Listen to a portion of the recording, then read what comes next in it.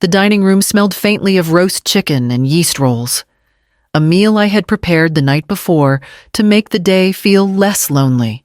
My daughter, Marissa, arrived late, sweeping into the room with the bright energy she always seemed to summon when she wanted an audience.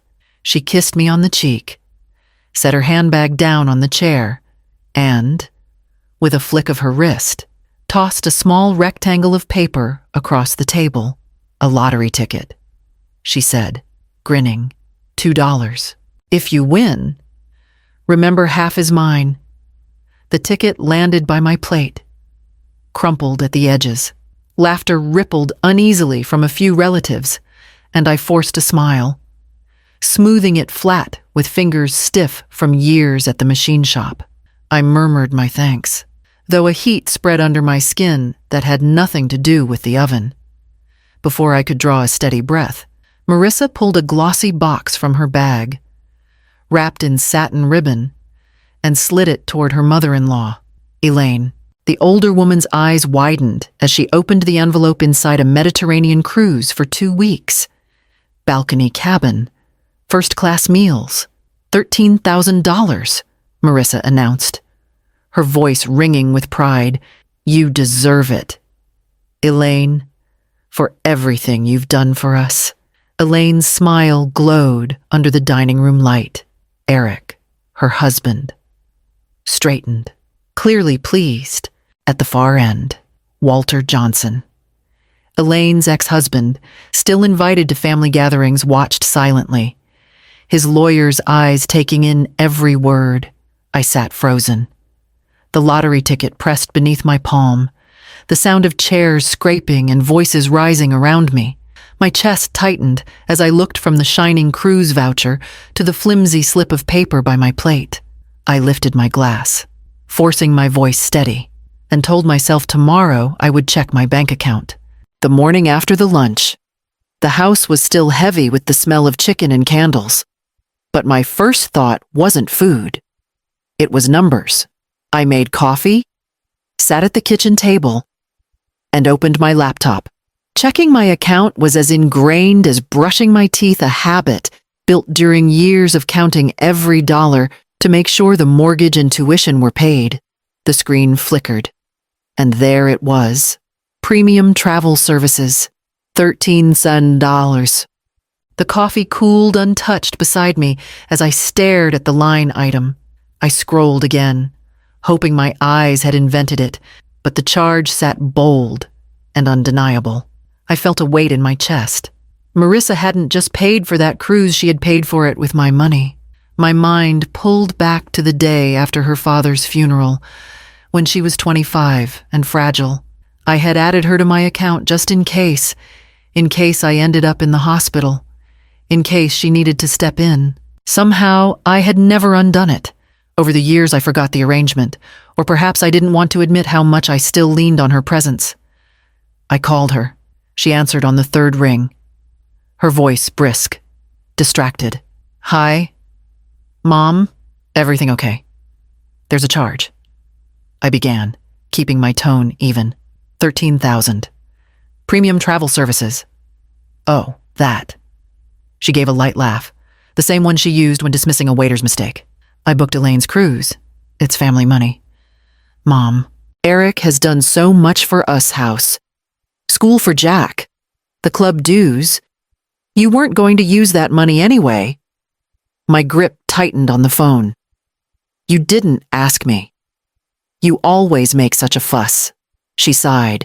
Eric has given more to this family than you ever did. Think of it as balancing the scales. The line went quiet, except for my breath. Uneven and shallow. I stared again at the glowing numbers on the screen. Proof that love and loyalty could be rewritten with the stroke of a keyboard. The next morning, I drove straight to the credit union. The credit union on Parsons Avenue was quiet when I walked in. The kind of quiet that made every step sound louder than it should.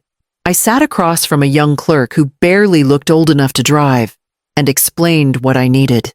He listened, tapping at his keyboard, nodding at intervals. I revoked Marissa's access, closed the old joint authorization, and added layers of security I should have demanded years ago. My driver's license, a signature, a new password. Simple steps that felt like hauling stones off my chest. When I stepped back out into the May air, the sun was bright, almost mocking. I wanted to believe the hardest part was done, but within hours, I knew it wasn't. Marissa had posted on Facebook. The words hit like knives as I read them on my phone that evening. My own mother accused me of stealing. She locked me out of the account we've always shared.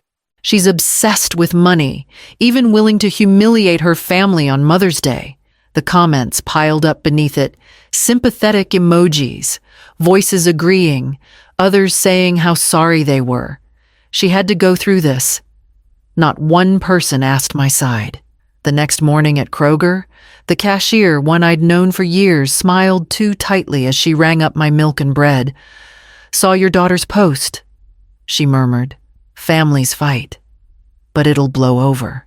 I nodded without answering, my ears hot, aware of the people in line shifting behind me. By the time I reached the car, my groceries felt heavier than they were. My phone buzzed with another notification. Another comment about me. Words turning my life into a spectacle. I drove home in silence, the paper bags sliding on the seat beside me, and set them down on the counter. I stared at the lottery ticket still pinned under a magnet on the fridge, crumpled but visible, and felt my stomach twist. That night, I poured myself a glass of water and sat at the table, the weight of every whisper pressing down. When I remembered the trash can, I had tossed the lottery ticket into the kitchen trash the night after Mother's Day, the paper crumpled and smeared with butter from the rolls I'd wrapped up. It felt like a symbol of what my daughter thought I was worth, and I wanted it gone. For 3 days, I barely thought of it, except when I caught sight of the empty space on the fridge where it had hung under a magnet. On the third evening, I turned on the television more for noise than company. The local Ohio channel was running the Powerball drawing. The announcer's cheerful voice filled the room, promising a life-changing jackpot. I almost changed the channel, but something held me. Maybe spite, maybe curiosity. The numbers rolled across the screen, 7, 14, 23, 42, and the Powerball 18. My chest tightened. I knew those numbers. They had been burned into my mind since that humiliating lunch. My pulse thudded in my ears as I pushed back from the chair. The trash can was still in the corner, half filled with coffee grounds, wilted lettuce, and yesterday's newspaper. I pulled on a pair of dish gloves and began digging. My hands shook as I sifted through damp paper towels and eggshells until, at the bottom, stuck against a coffee filter, I found it. The ticket was wrinkled, stained. The ink smudged in places, but the numbers were there, perfectly legible. I rinsed it gently under the tap, careful not to tear the fragile paper. Water dripped onto the counter as I laid it flat and stared. 7, 14, 23, 42. Powerball. 18. Every number matched. My knees went weak, and I sank into a chair. The ticket that had been meant as a joke, that I had nearly thrown away for good, was now worth $120 million. I read the numbers again, then again, mouthing them like a prayer. I opened my laptop, pulled up the official lottery site, and checked the winning draw. The confirmation glowed back at me in black and white. No mistake. No trick. I pressed the ticket to my chest. My breath ragged. Relief, disbelief, and fear crashed together inside me. I thought of Marissa's laugh. Her words, "half is mine if you win." The kitchen around me seemed suddenly unreal. Every shadow sharper, every sound louder. I folded the damp ticket carefully into a plastic bag and sealed it, my hands trembling. By morning, I knew I had to take it downtown. Downtown Columbus looked different to me that morning, as if the buildings had shifted overnight into something sharper, more imposing. I parked on Broad Street and walked toward the Lottery Commission headquarters.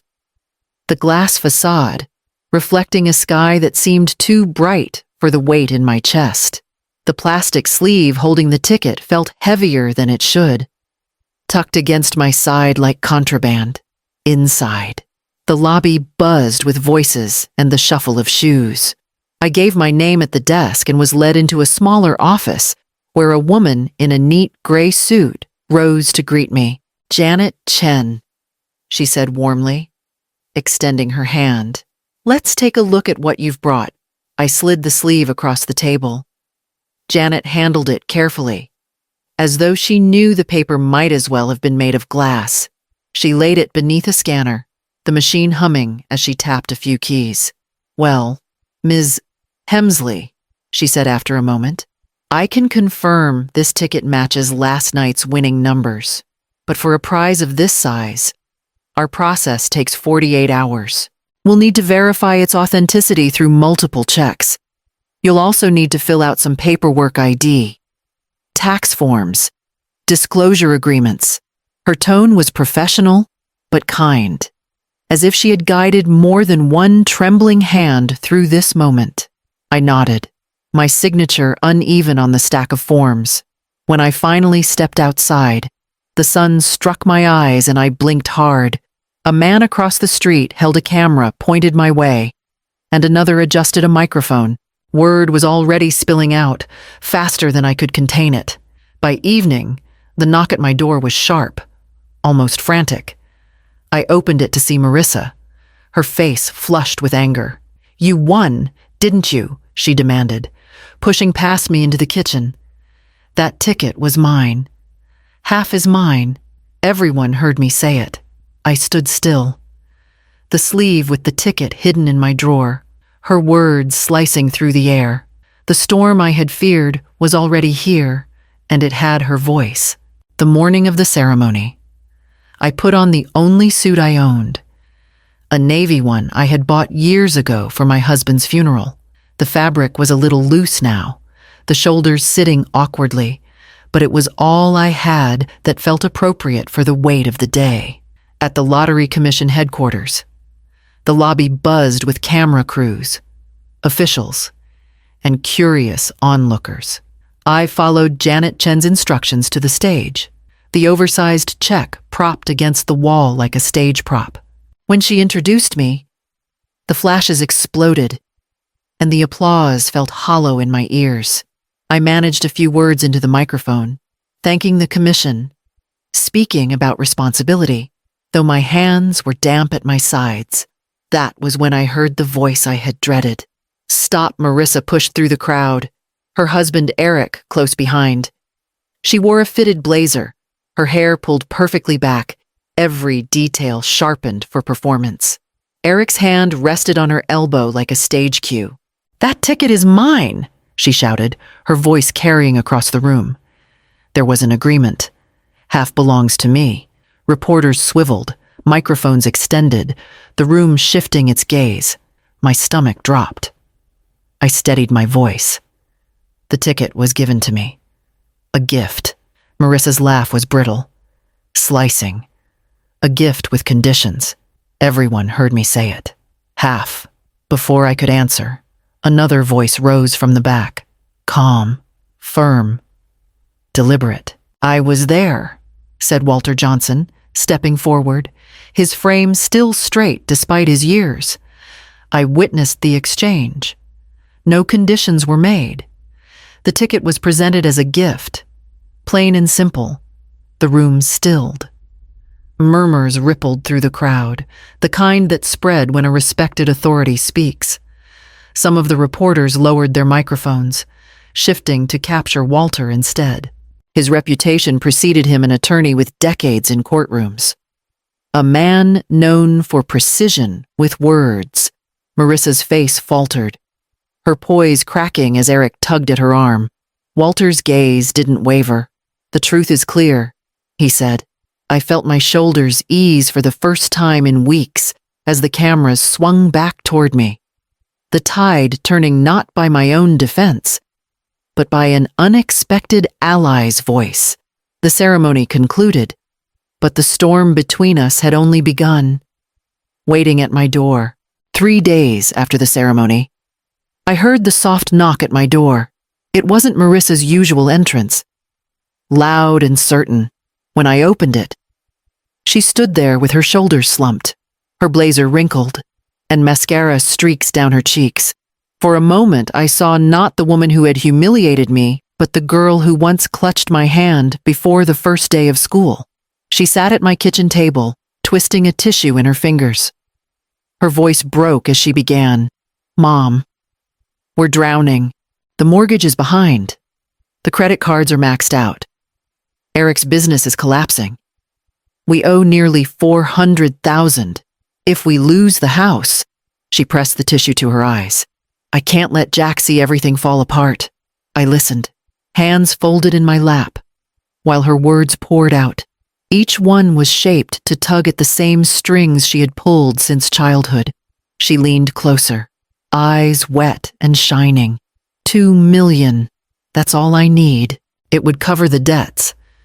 Give us a chance to breathe. You'd still have more than $100 million left. Please. Mom, I'm not asking out of greed. This is survival. I looked at her across the table, and in the silence that followed, I felt the weight of years' bedtime stories. Scraped knees, nights I worked until dawn just to keep her in college. I wanted to believe her, to reach for my checkbook the way I always had. But another voice inside me was louder now. Steady and clear. I took a breath. "Marissa, I won't reward betrayal. Not this time." Her mouth opened, then closed, disbelief flickering across her face. The tears slowed, her body stiffening. The mask of desperation slipped, and something harder gleamed beneath it. She stood abruptly, the chair scraping against the floor, and walked to the door without another word. When it closed behind her, the silence felt final, as if a line had been drawn in permanent ink. The next morning, the calls began. At first, they were tearful messages, Marissa's voice breaking as she spoke of desperation, of needing me to reconsider. By the third message, the tone had sharpened. She said if I didn't help, I shouldn't expect to see Jack again. No visits, no holidays, no graduation ceremonies. Her threats piled one after another, each one colder than the last. She promised to make sure everyone knew how selfish I had become, that I was abandoning my family while sitting on a mountain of money. Online, her words spread quickly, posts about being betrayed by her mother, sympathy gathering in comments. It felt like the same knife being twisted in public view. I played the first few voicemails, then stopped. By the end of the week, I couldn't bear to hear her voice. My chest clenched each time the phone lit up. One evening, I scrolled through my contacts, found her name, and pressed block. The silence that followed was so deep it startled me. For the first time in weeks, the walls of my house didn't echo with her demands. The refrigerator hummed. The clock ticked steadily, and I realized how much noise she had filled my days with. I stood at the window and looked out at the street. Neighbors still glanced my way too long when walking their dogs or watering their lawns. I could almost hear the whispers carried on the spring air, but behind my own door, the quiet was mine. I set a cup of tea on the kitchen table and sat down. The house felt different. Stripped bare of her voice, my heart ached, but my breathing was easier. The grief of losing her pressed in, heavy and strange, but beneath it was something steadier, the relief of not being held hostage by her words.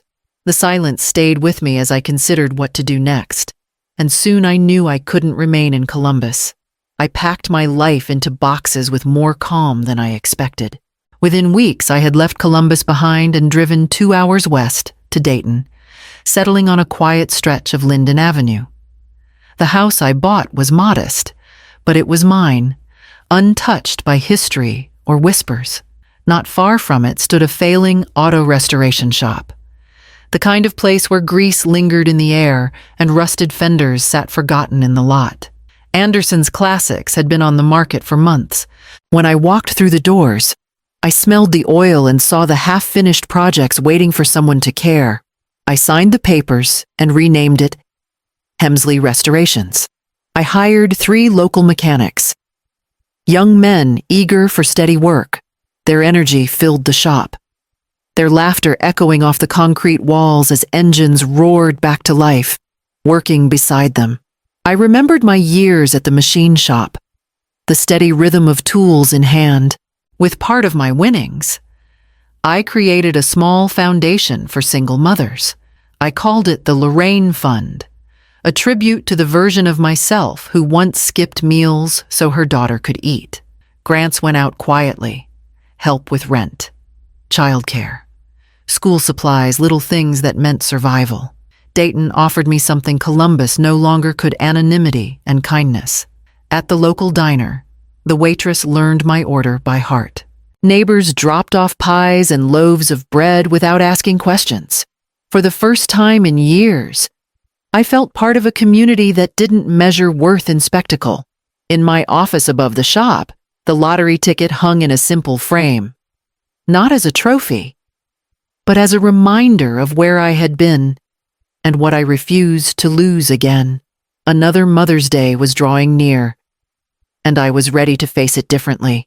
The following spring, Mother's Day came quietly. I woke in my small Dayton house, the morning light slipping through the blinds, and brewed a single cup of coffee on the stove. I scrambled eggs and toasted bread.